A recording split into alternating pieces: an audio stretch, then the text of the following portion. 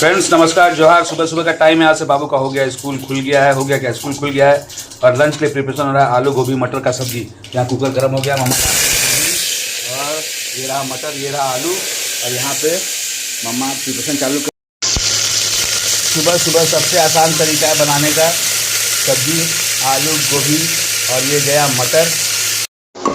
तो सारे मसाले डला चुके हैं और ये गया हमारा सबसे बढ़िया वाला जो जाना चाहिए, अदरक लहसुन और मिर्चा कूट के इसमें डाल दिए।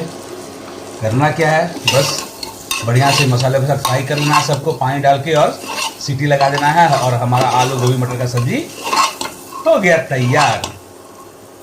तो फ्रेंड्स फाइनली देखिए हमारा आलू गोभी मटर का एकदम टेस्टी सब्जी हो चुका है रेडी। और साथ में बाबू को मिला है पूरी, स्कूल जाना है, इसको रेडी हो गया है।